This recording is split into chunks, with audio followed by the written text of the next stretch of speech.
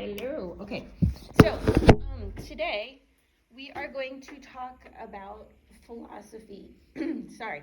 It's a really logical step right after theology. And one of the things that I probably didn't tell you, according to your graph, you have all the worldviews, and then you have all the disciplines or academic areas, no matter what you want to call them. In each of those academic areas where there's a box, you need to have a short definition of what that is. Because if somebody just came up to you off the street and said, "So what's philosophy?" we would all probably go, which is, that's understandable in a sense. But now that you know, you get to be responsible, and it's, I don't know, it just starts to make sense, and it's good. So we're gonna get, we have 10 different areas, so just a really short definition. And I'm gonna give it to you with each lecture, but if you understand it a better way, just make sure that you get that in there. Okie dokie. So let's talk about philosophy. Philosophy is actually an activity. And it's an activity when people seek to understand fundamental truths about themselves, the world in which they live, and their relationships to the world and each other. So that's the big fancy definition. It happens through thinking, observing, reading, feeling, comparing, looking for understanding by answering religious questions. Usually you could even add tasting in there, because it takes into account all of your senses, which apparently there's more than 5, but we'll just stick with 5 for right now. So simply put, this is the definition that will go in your box, and that's why it's in a box to help you remember according to this. So for your graph, philosophy is the love of wisdom. Because if you look back up at the definition, it's an activity when people seek to understand fundamental truths about themselves, the world in which they live, and their relationships to the world and each other. It just sounds like, wow, you kind of just want to be smart, or you want to be wise, you want to think well and make good decisions based on something, not just impulse. So the easiest way to define philosophy is the love of wisdom. Okay, let's go on. Now, philosophy involves wisdom. It is the love of wisdom. It also involves knowledge and truth, because you cannot get to wisdom without knowledge and truth. So let's define them. What's wisdom? It is the ability to discern or judge what is true, right, or lasting. It's why we look both ways before we cross the street, even if we don't hear cars. Knowledge is information gained through experience, reasoning, or acquaintance. And acquaintance means just being in the same room with each other, or knowing them. It's kind of like if you are not the firstborn child, if you have brothers and sisters, well, even if you're the firstborn child, if you have brothers and sisters, there's a great amount of knowledge that is gathered by living with your brothers and sisters, because you see what they do and you go, oh, that's how mom and dad reacted. Those were the consequences. This is what happened when they did this, and there's a bunch of information that you gain. One word that I would like you to circle in the whole knowledge definition is that the word gained. Because information is out there, but if you don't gain it, if you don't take it, if you don't claim it, it's not necessarily knowledge. So in your definition for knowledge, information is gained. Make sure you circle gained, because I'm pretty sure I will ask a quiz question about that. Okay, so here's not really a caveat, but just a thing to think about. Knowledge can exist without wisdom, but wisdom cannot exist without knowledge. And what is the example? The example is knowledge is knowing how to use a gun, But wisdom is knowing when to use it and when to keep it holstered. What situation do I put it in? My husband and I took a gun class. We've taken more than one. I have fired a gun at a range, but I still cannot carry one on my being because, number one, I'm not sure I want the responsibility. And I'm not sure I would make a good decision. Now, if I could carry a cast iron pot in my purse, frying pan, yeah, not a problem. I feel more confident with a frying pan made out of cast iron than I do a gun. Because it's bodily harm. Yes, you could kill somebody with a cast iron pan. I mean, you really could. But I feel more comfortable with all the decisions that you had made about smacking somebody with that one. I don't know why. It's weird. That's just me. Okay, so what is truth? Because we have to have all three. They all play a part in philosophy. Truth is knowledge that lines up with reality. This includes history because back in 1854, reality was what was happening in 1854. I think it's a cheesy definition, but it works. A cheesy definition for reality is what is going on in the world, what is going on in my world. That's reality. Okay, your house, Ankeny, 2023, January, Warren County. You don't live in Ankeny, do you? You don't live in Ankeny. No, Union County. Thank you.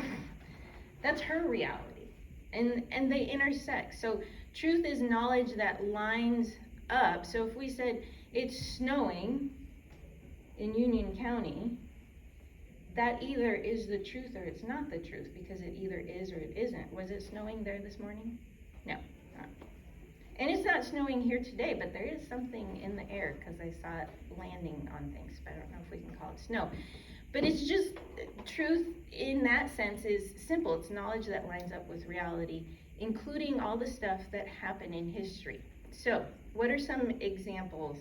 Very simple ones. When my first child, I might have done it with my stepbrother first, but it really doesn't matter. He was old enough to walk around, and he was tall enough to touch the stove. So that meant that we had to learn what hot was. And so for days, whenever I had him in my arms and it was an opportune time, I would turn on the burner, and we'd hold our hands far enough away, and I would say, hot.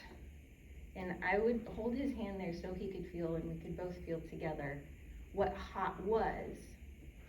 And then we would turn it off and do the not hot, different parts of the day. And for a 2-year-old, 18-month-old toddler who's walking around, that's kind of important. And you would go, yeah, duh.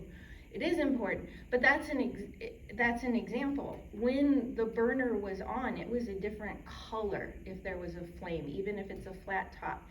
It was a different color, and you, as a little kid, he needed to identify that because it was dangerous for him. It could hurt him. Now, the other, probably faster way to learn was just to let him get burnt. But he didn't want to do that. You know, you do that to cats when they walk across the stove after it's just been on, and they're like, yeah, and it's like, well, it's hot, cat, you know. But this is my son or my stepbrother, and I don't really want them to get hurt. Same thing. I know I'm pushing the whole truth thing, but there's such a question about what is truth. They had that question all the way back in Bible, so it's okay to be comfortable with, yeah, there really is truth out there. 2 + 2 = 4. There is a whole, I could teach you that. How would you teach me that, Rachel? What would you do with a little kid that you had to teach 2 + 2 = 4? I don't know, use an example, give them 4 items and separate them out, and then have them count them when they add them up. Okay, very good. So what do they need to know how to do first? They need to know how to count, so they need to know the repetition. They also need to know something else that has to do with counting. Do you guys know what it is? It's not a fancy word, but Addition. maybe. If I eat one of the cars, it's not there. No. They have to realize that a thing is just one. It is the counting, and it goes with counting, but they have to be able to identify things. The amount? Yeah, amounts. Or you could use pencils and pens. They're differently, but knowing that, oh, this has an identity all by itself, apart from 1, 2, 3, 4. Because often kids can rehearse. They can say 1, 2, 3, 4, 5, 6, 7, 8, 9, 10. Have no idea what that means, but they can say it.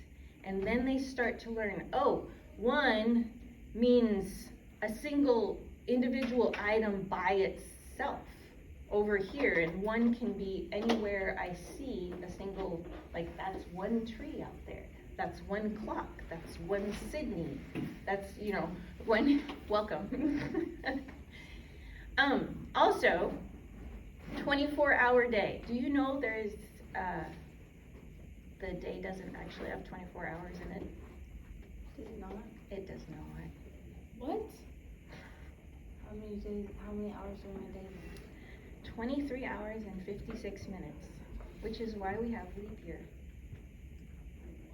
What?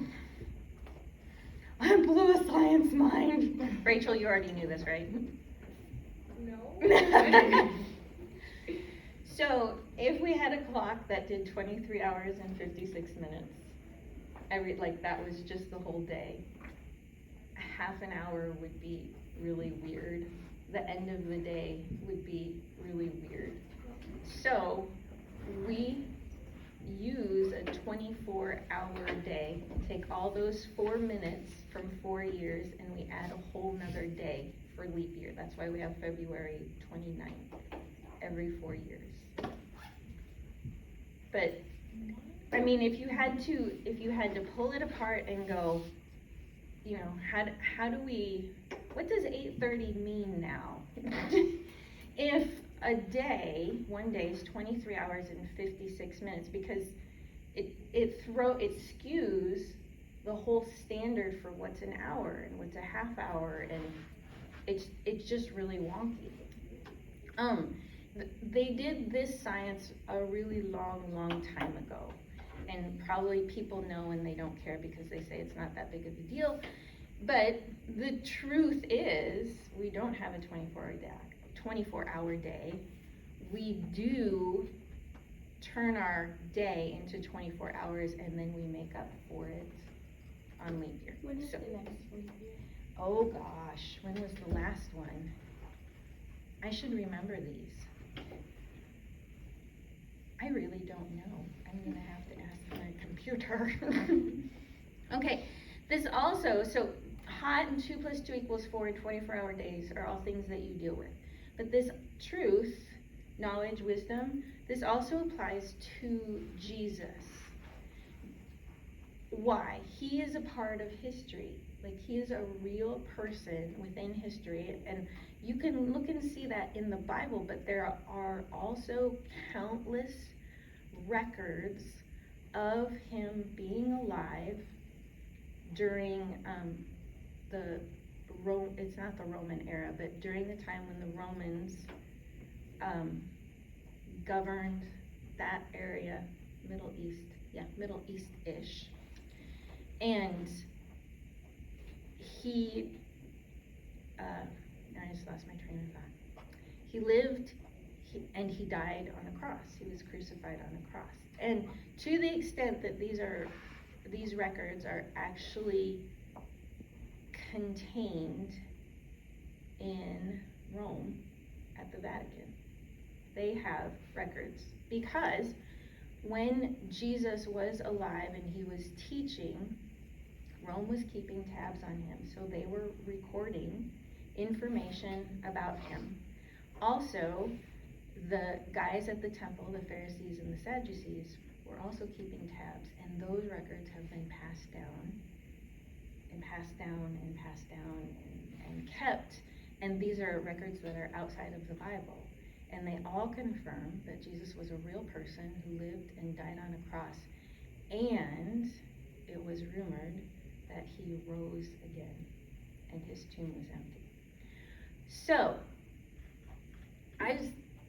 that blows my mind all the time, but last year when we were in Understanding Faith, we talked about how the resurrection of Jesus, his death, his burial, and his resurrection are one of history's events that is the most recorded outside of the Bible. Of all the things that have happened in history, that one has the most records.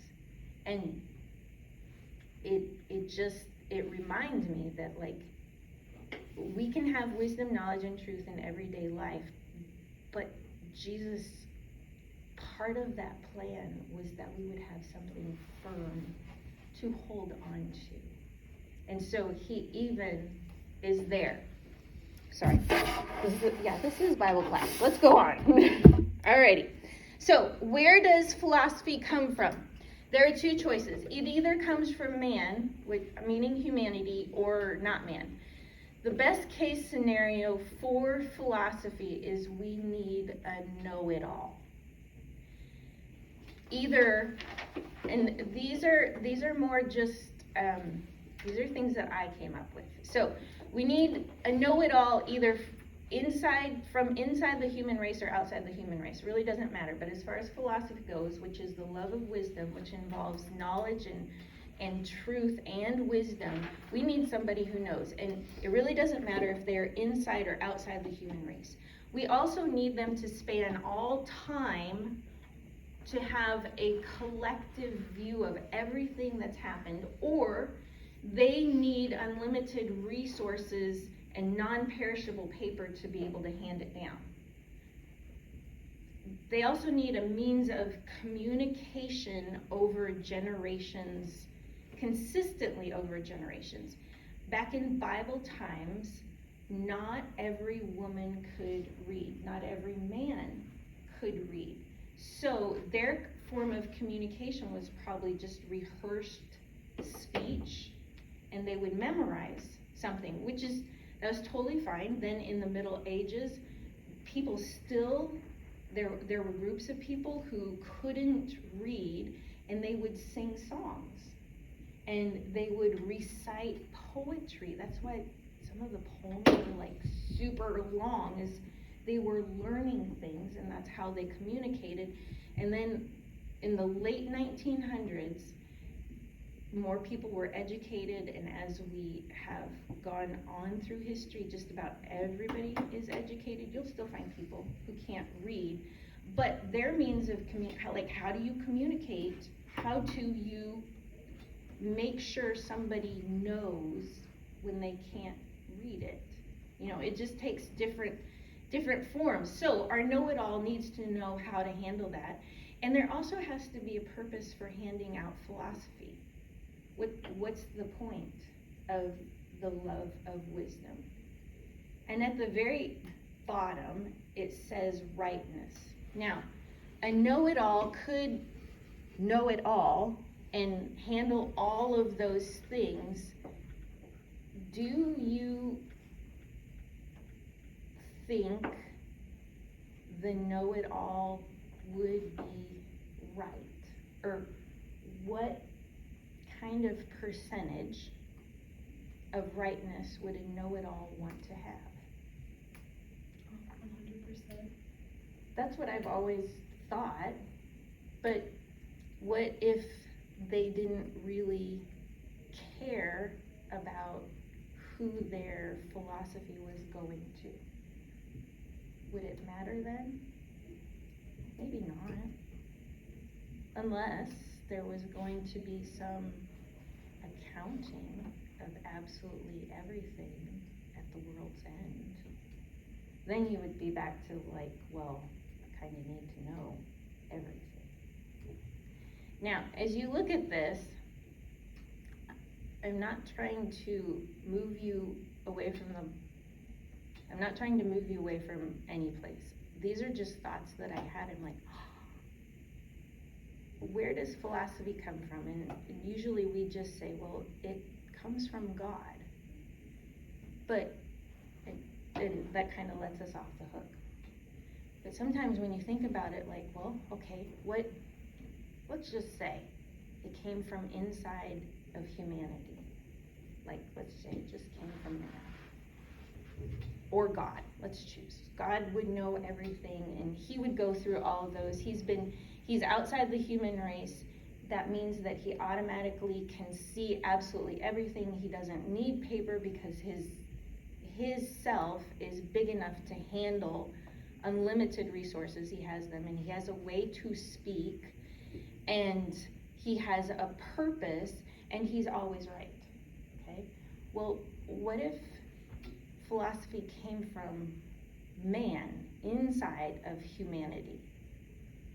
You start to see how limited man is. Like, is there a way that one man could span all of time? Not, because everybody dies. Everybody's born. Everybody dies. Does man have unlimited resources?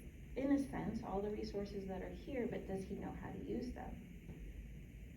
And then can man communicate? And I thought of mute and deaf people. Like, they have their own form of communication, but there was a time when there was not sign language. And then what would man's purpose for handing out philosophy be? It was just like, well, more than likely it would be to tell you how much I'm right, and not, and other things are not right, which goes right into the whole rightness. It's letting me be the one who decides what's right and what's wrong is really kind of dangerous. So this was my little thought thing. So now I'm going to bore you to death and make you talk just a little bit. How does this hit you? And it can hit you any way you would like to, because you're you. But how does this hit you just thinking about it?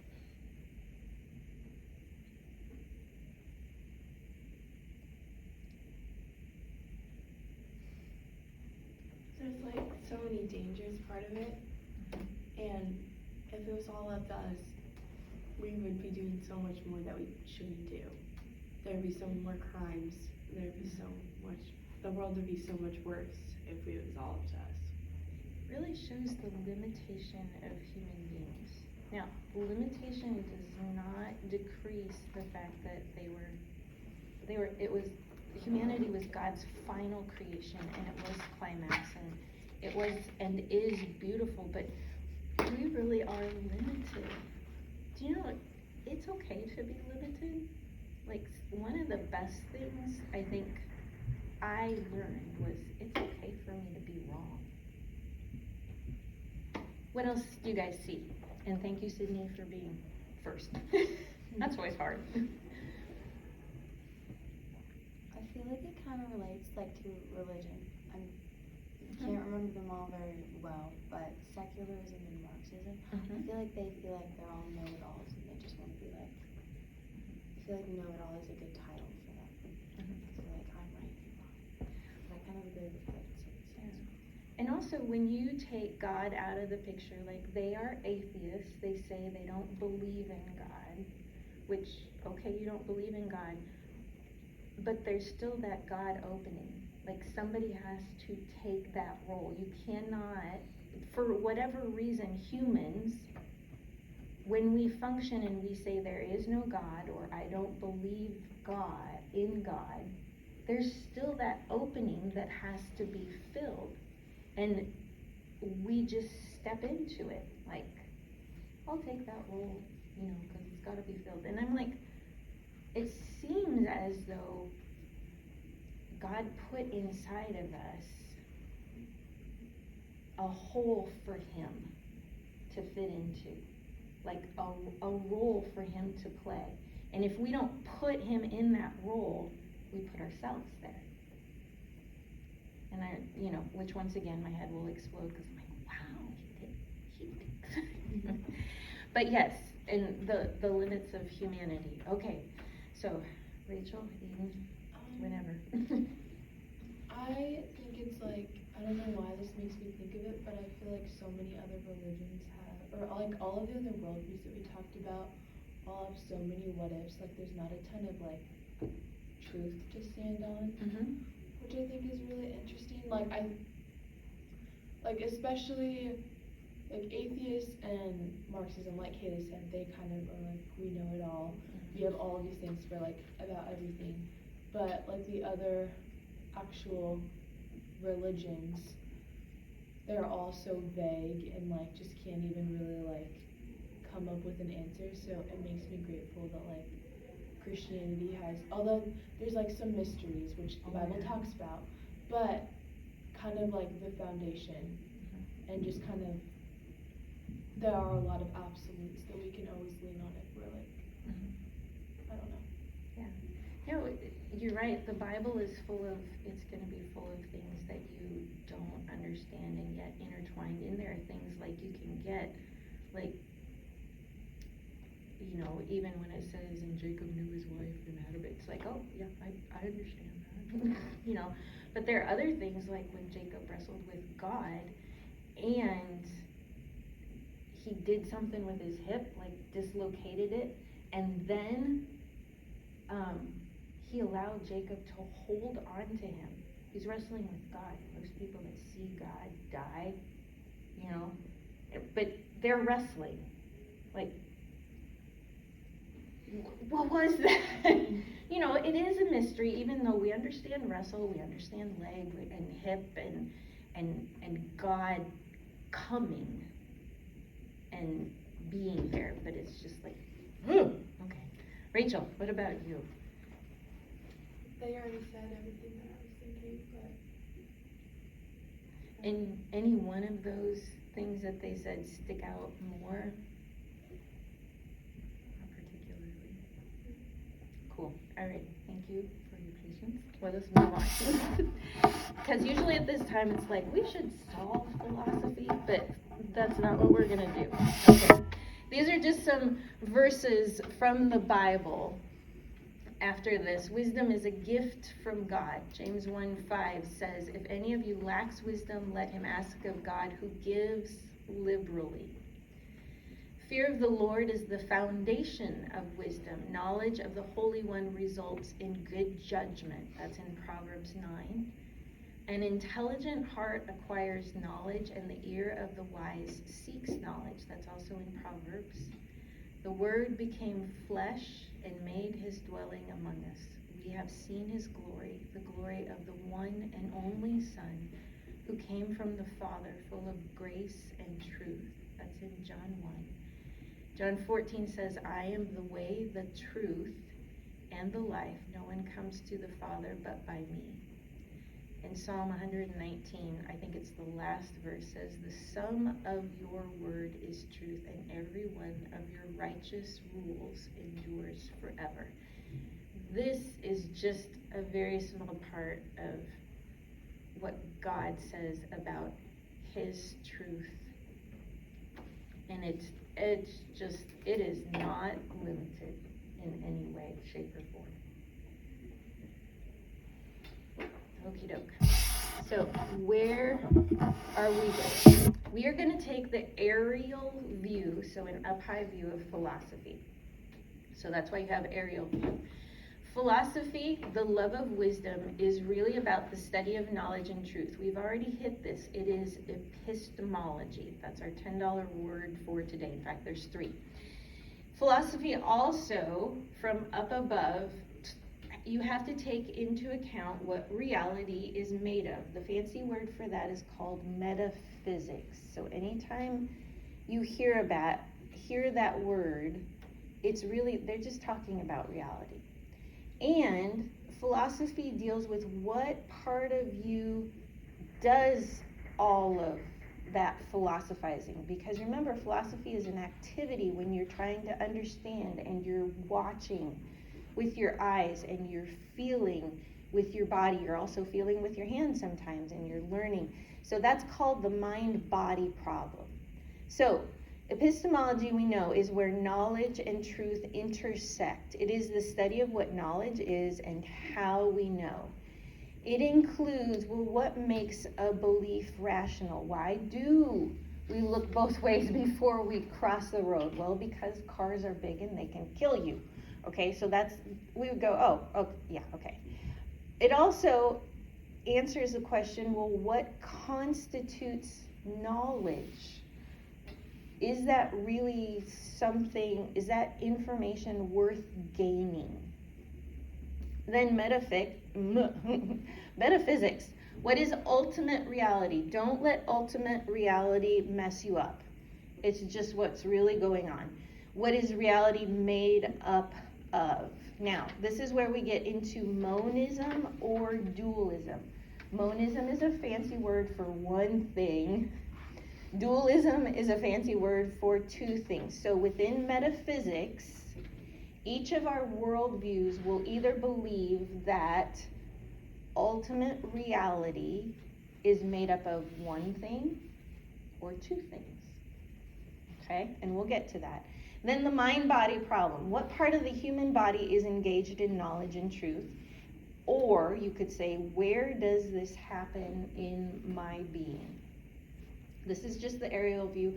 For each of the worldviews, this is all that we look at. We don't try and say, well, this is a fundamental truth, and this is what we believe about philosophy. This is just looking at philosophy and go, okay, how are we going to attack it? And what is it made up of? Okay? Here we go. Secularism. This is the word underlined. This is the word that's going to go in your secularism box. And I will shorten the definition and give that to you on Monday so you have something to put in your box. But secularists believe in materialism and naturalism. So obviously I have to explain.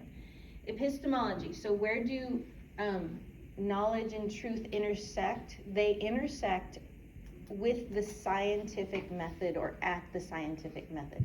Only what can be confirmed by scientific method is actually knowledge. This excludes any type of supernatural element. Now, naturalism just means nothing outside of nature can be known.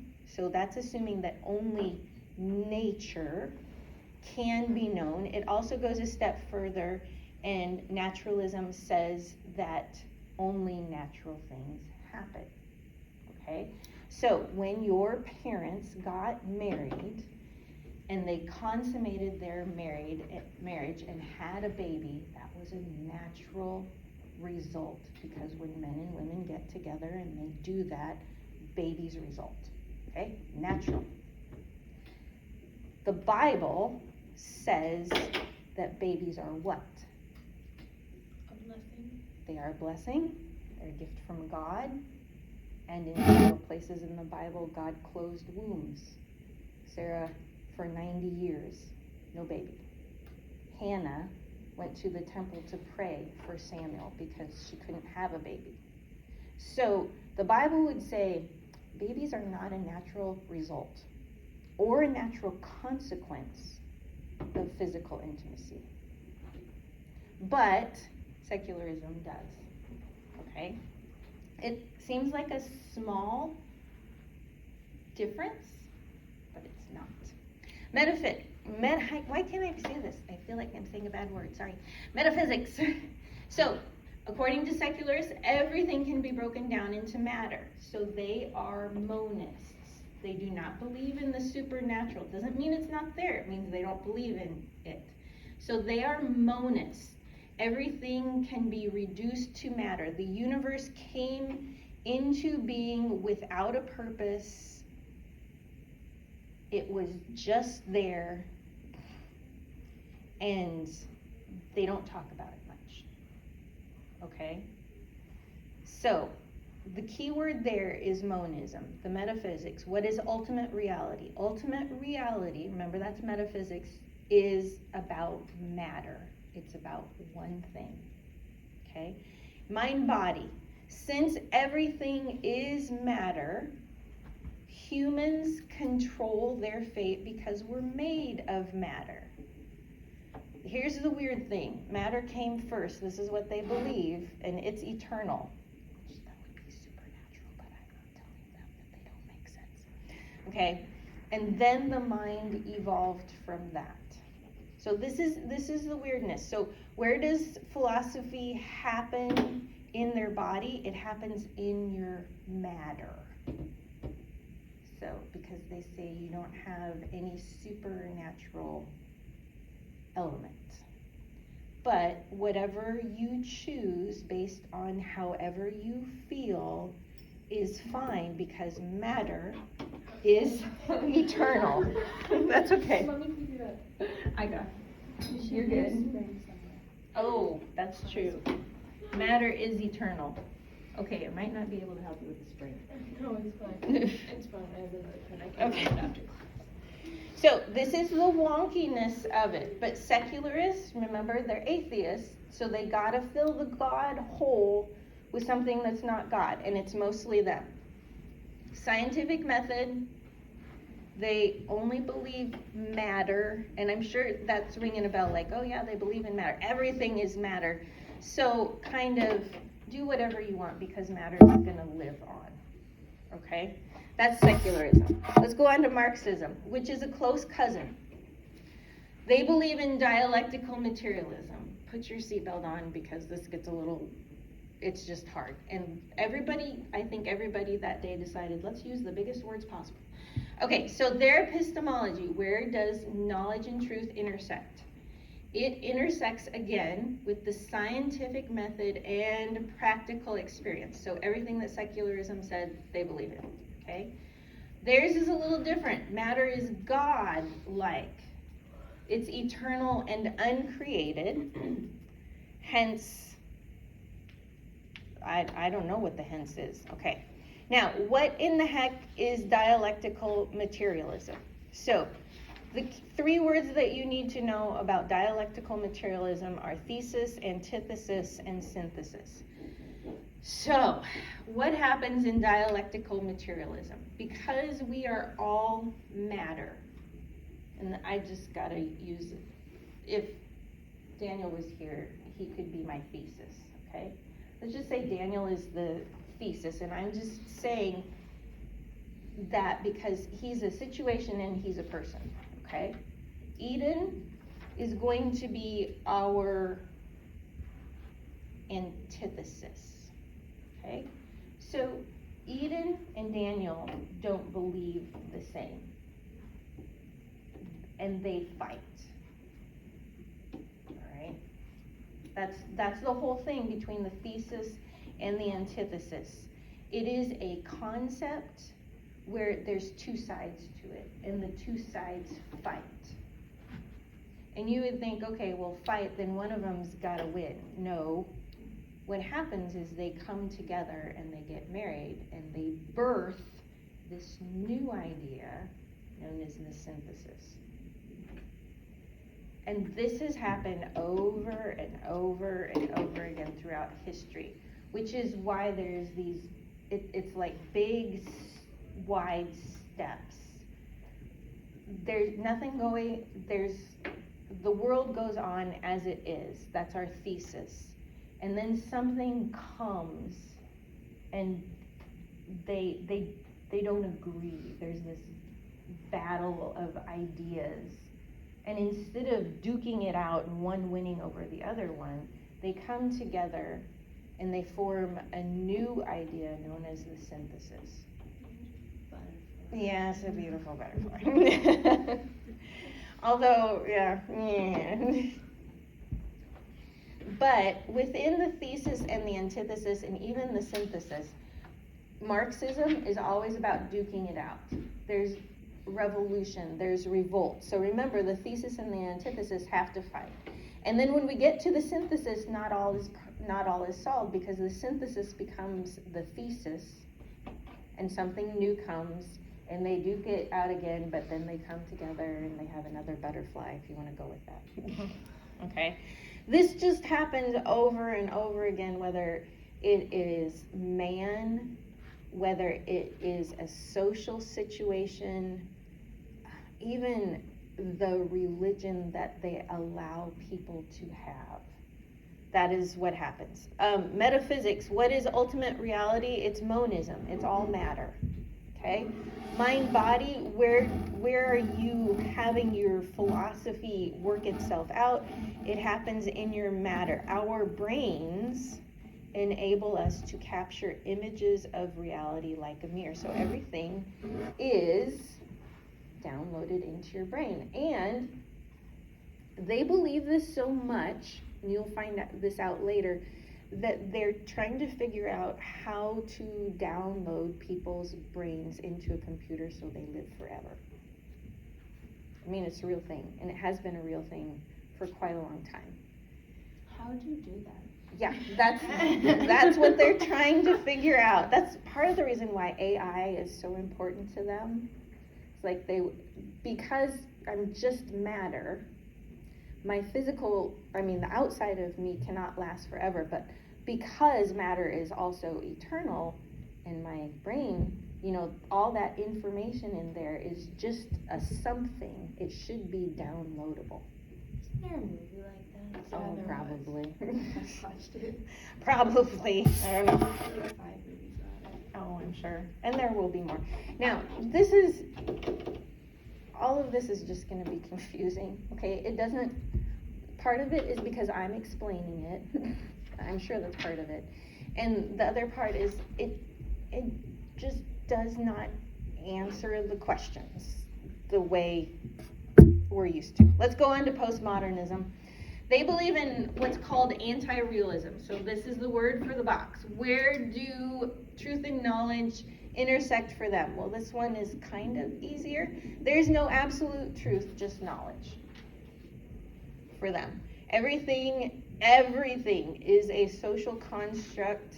That means wisdom is situational. What you do in one situation, you might not do in another situation. It might not transfer. So the ones we're putting in boxes, that's what's going to go in our... Mm-hmm. Okay. Yeah.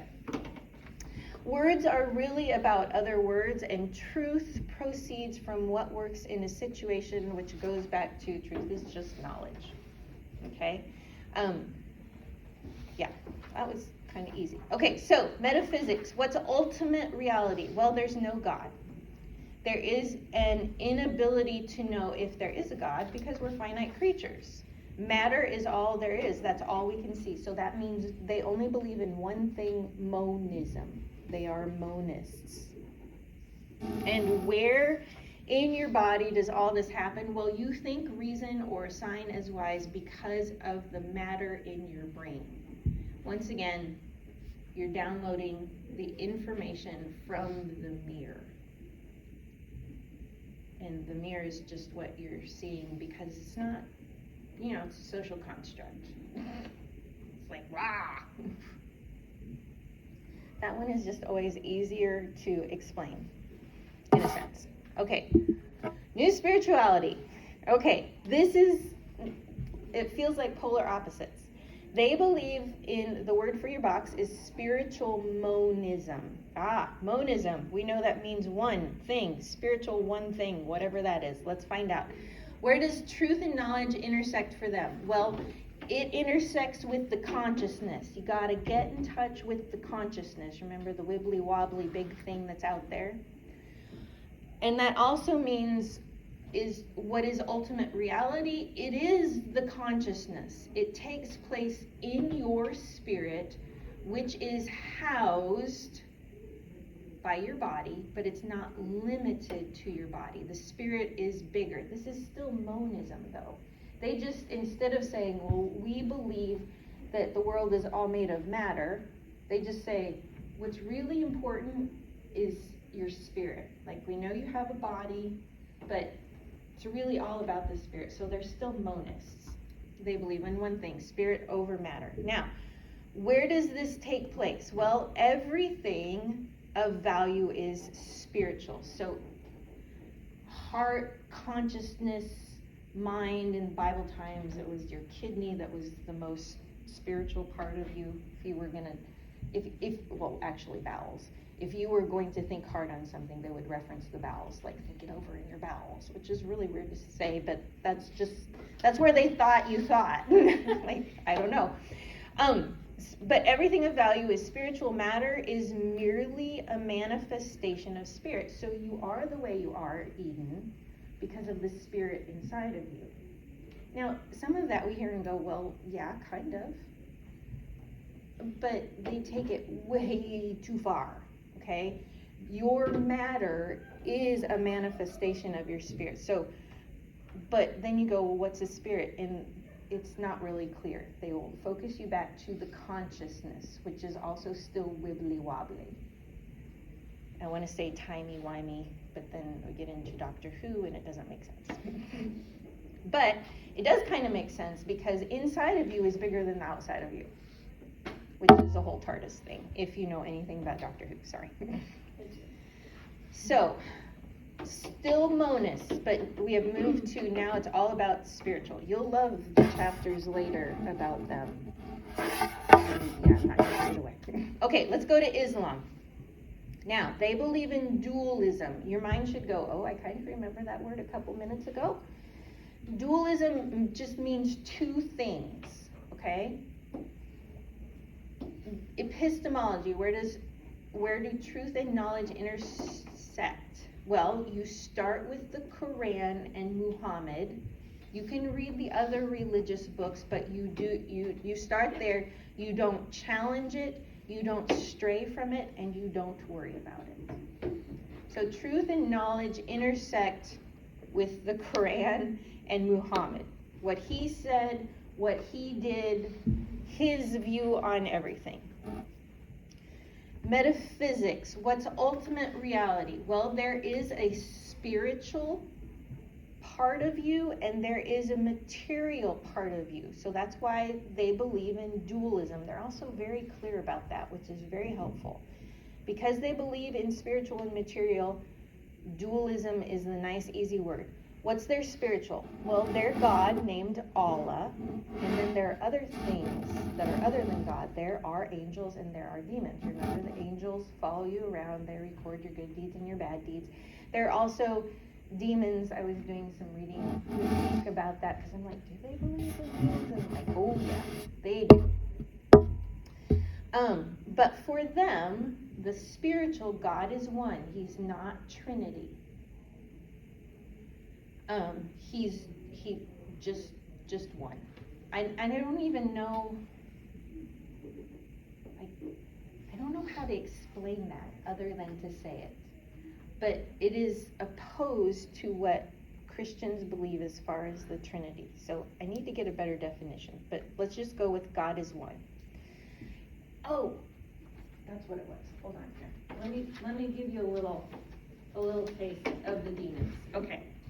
So, the Quran teaches that evil originates from the refusal of Shaitan, so that was Satan the devil, to bow down to Adam when ordered to by Allah.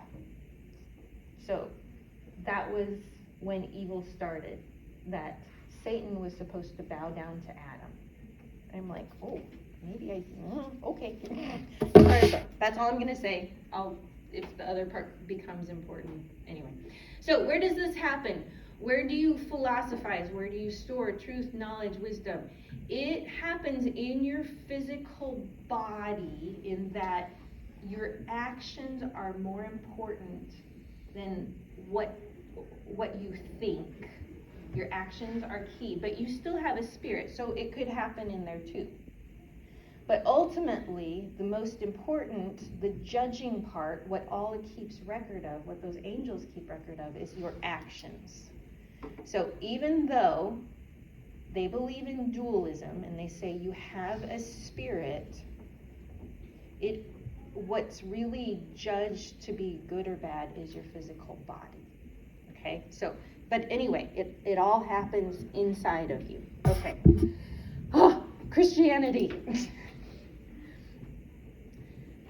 Philosophy, our word for it is realism.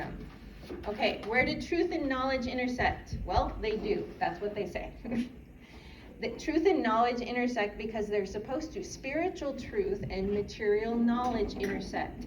Material truth and spiritual knowledge intersect. You were designed this way. It's supposed to happen this way. What is ultimate reality? There is spiritual and material. Christians are dualists, but they want to have one caveat that they want you to know, that there was a mind before matter was created, and it was the mind of God. God had it all figured out in his mind before he created anything. So, where does this happen? Well, you think in your brain, you think in your spirit, you reason based on multiple senses working at the same time, and you are aware of them.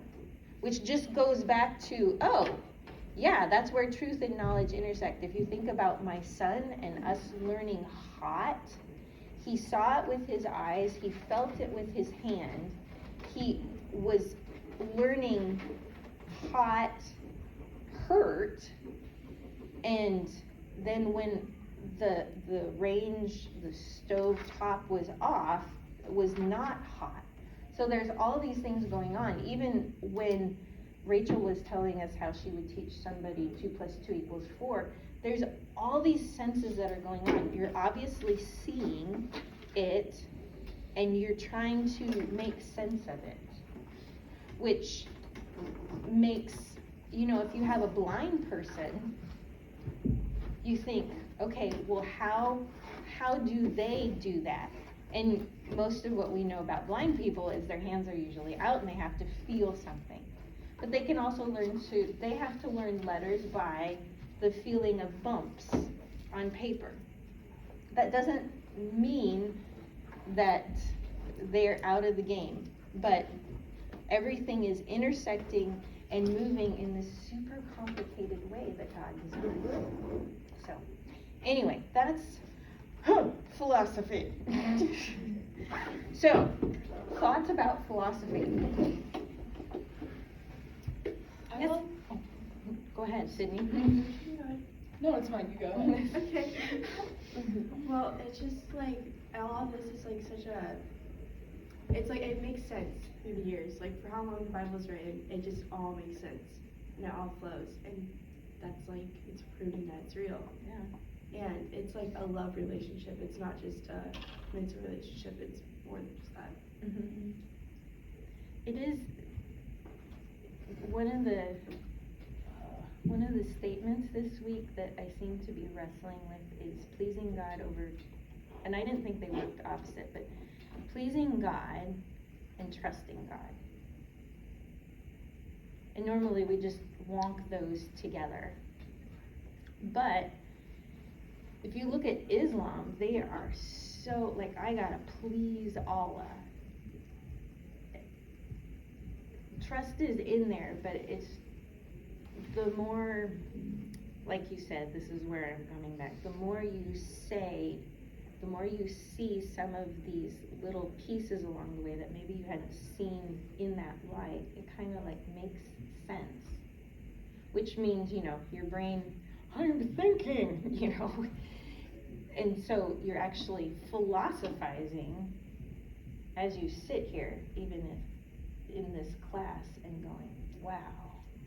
And even mulling over, like, whatever it is.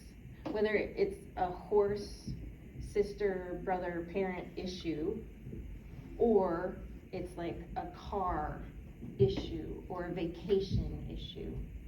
I don't know. It is fascinating, yeah. And love relationship takes on a different meaning. Like, there's more to love than meets the eye. So, sorry. Here, let me philosophize more. I just like to talk. That's the problem. Eden, go ahead. I thought the videos were really good. Like, it was so interesting because once you watched like the first one, the other videos made like so much more sense because like a lot of what they were talking about related to like the definition of like. Yeah. Those were very helpful for me. That's why I'm like, oh, I didn't realize Job was wisdom literature. I was having like, really because Ecclesiastes is just like, everything is futile, blah, blah, blah. That's but I spent a lot of time listening to them over Christmas break, just listening to them. But it was neat though in my life, because God was bringing out Proverbs and Ecclesiastes, and then I'm like, holy cow, how do you do that? She's like, I'm setting you up, girlfriend. Sorry, he doesn't call me girlfriend either. Anyway, what else about philosophy? I'm thinking along the lines of what Sydney said with love and wisdom, and then, but also kind of when you were talking, the words that stuck out to me would be realism and dualism. Mm-hmm. And I don't necessarily understand philosophy in a sense, but then again. And from this, you're not going to understand philosophy, but here's the funny thing, you do philosophy. It is the activity, you could say it's just figuring out things, and then you live by what you figure out, and you live by what you believe. That is philosophy. So as scary as it is, don't let it be that scary. Which is also like God, like he died on the cross. When you confess and say, I am a sinner, I need to be saved, he changes your spirit, not wakes it up, but it becomes alive where it was dead. And then instead of taking you out and reforming you all right then and there, just been saved, let's reform you so you can go. He takes you, the newly saved Christian, whoever it is, and as you just live daily life, he reforms you. He redeems those sinful areas. So it's like this moving train, and he's doing engine work on the moving train. And it's fascinating. It's also like, how big of a God would you need to do that? I mean, really big God. So, sorry, I'm easily overwhelmed. Rachel. Yeah, I'm